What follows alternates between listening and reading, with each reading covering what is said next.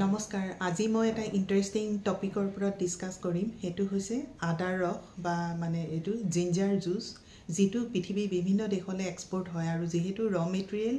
মানে যেটো ৰ আদা ইয়াতে এভেইলেবল আছে বা নৰ্থ ইষ্ট বা আসামত এটো এভেইলেবল আছে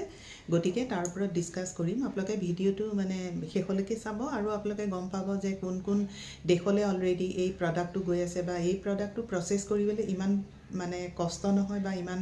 টকাৰ প্ৰয়োজন নহয় গতিকে এই প্ৰডাক্টটো যেহেতু ৰটো এভেইলেবল আছে আমি তাৰ ওপৰত ইজিলি কাম কৰিব পাৰো আৰু তাৰ কাৰণে আপোনালোকে এক্সপোৰ্টৰ কোৰ্সটো শিকিব লাগিব কাৰণ এক্সপোৰ্টৰ প্ৰসেসটো আপুনি জানিলেহে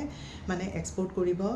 ইজি হ'ব আৰু আমাৰ ইনষ্টিটিউটত অনলাইন অফলাইন ক্লাছ হৈ আছে জয়েন কৰক কন্টাক্ট নাম্বাৰ দিয়া আছে এতিয়া আহক ডিসকাস কৰো ভিডিওটো বা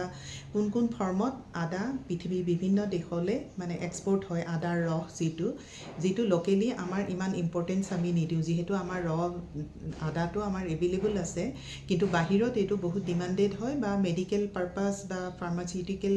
বা এনেকুৱা ধৰণৰ হেলথৰ কাৰণে মানে বেলেগ বেলেগ দেশত মানে এটো বিভিন্ন ফৰ্মত এই প্ৰডাক্টটো ইউজ কৰে এতিয়া নেক্সট আহিলে যে কি ফৰ্মত এই আদাটো এক্সপোৰ্ট হয় এতিয়া প্ৰথমে ফ্ৰেছ জিঞ্জাৰ মানে যেটো ৰ হয় বা ড্ৰাই জিঞ্জাৰ বা জিঞ্জাৰ পাউডাৰ বা জিঞ্জাৰ অইল আৰু যেটো জুস কৈছো জিঞ্জাৰ মানে আদাৰ ৰস হেতু মানে আপোনাৰ পৃথিৱীৰ বিভিন্ন দেশলৈ এক্সপোৰ্ট হৈ থাকে এতিয়া নেক্সট আহিলে যে এইচএস কোড কি ফ্ৰেছ বা এটো ফ্ৰেছ আদাৰ কাৰণে 091011 আৰু ড্ৰাইড পাউডাৰ যেটোৰ কাৰণে বা আদাৰ ফৰ্মছৰ কাৰণে 091012 এই দুটা আপুনি এইচএস কোডত আপুনি মাৰ্কেট ৰিসাৰ্চ কৰিলে মানে আপুনি নলেজটো গোটাব পাৰিব আৰু নেক্সট আহিলে যে টপ মাৰ্কেটস কি বা কোন কোন কান্ট্ৰি এই আদাটো ইম্পোৰ্ট কৰে এটা নাম্বাৰ 1 আহিলে ইউএসএ তো গম পাইছে যে ওয়াৰ্ল্ডৰ মানে ইকোনমিৰ এটা হাইয়েস্ট হয় আৰু তেওঁলোকে মানে প্ৰচুৰ পৰিমাণে বিভিন্ন ধৰণৰ প্ৰডাক্ট ইম্পোৰ্ট কৰে আৰু ইণ্ডিয়াৰ পৰা আদাটো বহুত পৰিমাণে ইম্পোৰ্ট কৰে আৰু আদাৰ ৰসটো এটা গ্ৰেট অপৰচুনিটি আছে এটো এটা মানে কি যেটো আমি ৰ ফৰ্মত এভেইলেবল আছে বা কেতিয়াবা বেয়াও হৈ যায় কিন্তু আপুনি এটো যদি মানে জুস আকাৰত আপুনি বাহিৰত পঠাব পাৰে তেতিয়াহলে আপুনি বহুত হিউজ প্ৰফিট আৰ্ন কৰিব যেহেতু এই প্ৰডাক্টটো ইমান আদাৰ ৰসটো লোকেলি আপুনি এভেইলেবল ইমান নহয় এমাজনত চালে মই গুটেখিনি ডিটেইল দিছো এমাজনত আপুনি চালে গম পাব যে প্ৰাইজিংটো কিমান মানে কম্পিটিশন আছে বা প্ৰাইস কিমানত বিক্ৰী হয় হেখিনি গুটেখিনি আপুনি এমাজনৰ পৰা পাব পাৰিব এতিয়া আপুনি আহক যে ড্ৰাইড যেটো শুকান আদা হেতু এক্সপোৰ্ট হয় গটিকে আমি এনেকুৱা ধৰণৰ প্ৰডাক্ট আমাৰ যেহেতু এভেইলেবল আছে ৰটো গটিকে হেতু আমি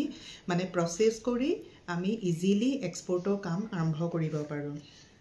আৰু নেক্সট কোন কান্ট্ৰি এটো ইউএসএ মই কলো নেক্সট আহিলে মিডল ইষ্ট মানে যেটো ইউএই সাউদি এন্ড কাটাৰ একিটা কান্ট্ৰি আৰু Japan and South Korea Australia আৰু সাউথ ইষ্ট এছিয়া অস্ট্ৰেলিয়াৰো ডিমান্ডটো বাঢ়ি গৈছে মানে কোভিডৰ পিছত হেলথৰ কাৰণে এই প্ৰডাক্টটো ইউজ কৰে এতিয়া কোৱালিটি সাৰ্টিফিকেট কি লাগিব এতিয়া অৰ্গেনিক সাৰ্টিফিকেট লাগিব এতিয়া ইউএসএ কাৰণে এফডিএ লাগিব ফুড যেটো ড্ৰাগছ সাৰ্টিফিকেট আৰু ইউএই মাৰ্কেটৰ কাৰণেও লাগিব এফডিএ FSSI লাগিব central HACCP for process food এখিনি মানে মই ডিটেইলটো দি দিছো যে কি লাগিব আৰু পেকেজিং ষ্টেণ্ডাৰ্ড আপুনি একৰ্ডিং টু বায়াৰৰ মতে আপুনি কৰিব লাগিব বায়াৰে আপোনাৰ যেটো যিমান পৰিমাণত আপোনাৰ পেকেজ কৰিব কৰে সেই মতে আপুনি মানে পেকেজ কৰি আৰু এটা কন্টেইনাৰ ডিপেন্ডিং বা মাৰ্কেট ৰিকোয়াৰমেন্ট মতে আপুনি যি কন্টেইনাৰ ইউজ কৰিব হেতু আপুনি মাৰ্কেট বায়াৰৰ ৰিকোয়াৰমেন্ট মতে ইউজ কৰি আপুনি মানে এটো এক্সপোৰ্ট কৰিব পাৰে আৰু এয়াৰ টাইট হ'ব লাগে হেখিনিটো মানে কৰিবই লাগিব পেকেজিংত মানে যেহেতু এটো এটা ফুড আইটেম হয় আপুনি জাটাকে পঠালে নহব কাৰণ এটো ৰিজেকশন আহি যাব বিশেষকে ইউএসএ আৰু ইউ মানে ইউৰোপিয়ান কান্ট্ৰি বিলাকত ফুড আইটেমত বহুতখিনি ৰেস্ট্ৰিকশন থাকে আৰু ৰেগুলেটৰী কমপ্লায়েন্স আপোনাৰ কি ইউএসএ মই কৈছো এফডিএ লাগিব আৰু ইএফএসএ মানে সাৰ্টিফিকেট লাগিব এতিয়া কথা হল যে মই এনেকুৱা ধৰণৰ আপুনি এতিয়াতে গম পালে যে এই প্ৰডাক্টটো যেহেতু মানে ইউএসএ বা বেলেগ বেলেগ কান্ট্ৰি বিলাকত মই লিষ্টটো যেহেতু দি দিছো মানে প্ৰচুৰ পৰিমাণে ডিমান্ড আছে গতিকে এই প্ৰডাক্টটো আমাৰ অসম আৰু নৰ্থ ইষ্টত স্পেশালি বহুত পৰিমাণে হয় ইণ্ডিয়াৰ ভিতৰত গতিকে এটো আমাৰ কাৰণে এটা হিউজ মানে অৰ্গেনিক যেহেতু প্ৰডাক্টটো আমি পাম এভেইলেবল আছে গতিকে সেই প্ৰডাক্টটো আমি জুস আকাৰত আমি বহুত মানে প্ৰফিট আৰ্ন কৰি কৰিব পাৰোঁ কাৰণ আমাৰ নৰ্মেল আদাটো পঠালে আমি যিমানখিনি পাম তাৰ ডাবল ট্ৰিপল পাম আৰু প্ৰচেছ কৰোঁতে ইনফেক্ট ইমান পইচা খৰচ নহয় গতিকে সেইখিনি আপোনালোকে মাৰ্কেট ৰিচাৰ্চ কৰিব মই HS কোড দি দিছোঁ আৰু এনেকুৱা ধৰণৰ নতুন প্ৰডাক্টৰ ওপৰত মই আপডেট দি থাকিম গতিকে যিসকলে নতুনকৈ চাইছে ছাবস্ক্ৰাইব কৰি থ'ব আৰু আহক আপোনালোকে এক্সপৰ্টৰ কোৰ্চটো শিককহি আমাৰ অনলাইন অফলাইন ক্লাছ হৈ আছে ইনষ্টিটিউটত জইন কৰক কণ্টেক্ট নাম্বাৰ দিয়া আছে আৰু এনেকুৱা ধৰণৰ প্ৰডাক্ট যিহেতু অসমত এভেইলেবল আছে আৰু ইণ্ডিয়াৰ পৰা প্ৰচুৰ পৰিমাণে এক্সপৰ্ট হৈ থাকে আৰু অসমত এইটো প্ৰডাকশ্যন আছে বা নৰ্থ ইষ্ট শ্বিলং এইবিলাকত প্ৰডাকশ্যন আছে গতিকে আমি এই ধৰণৰ প্ৰডাক্টত আমি কিয় চিন্তা নকৰোঁ বাৰু কাৰণ আমাৰ প্ৰচেছ কৰাত ইমান খৰচ নহয় বা আমি প্ৰথমে যদি বহুত বেছিকৈ ভাবি লওঁ যে এইটো কেনেকৈ কৰিম এক্সপৰ্ট হ'ব নেকি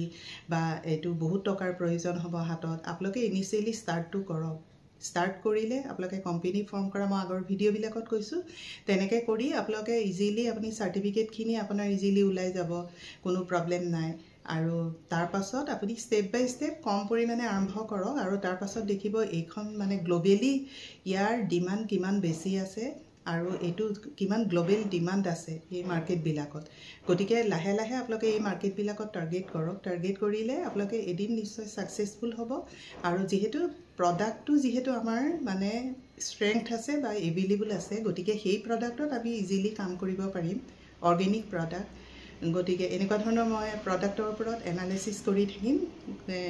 আজি ভিডিঅ'টোত আপোনালোকে গম পালে যে এটা নতুন প্ৰডাক্ট কেনেকৈ এক্সপৰ্ট হয় ক'লেই হয় বা HS কোড কি সেইখিনিৰ ওপৰত মই ডিছকাছ কৰিলোঁ থেংক ইউ ফৰ ৱাচিং দিছ ভিডিঅ'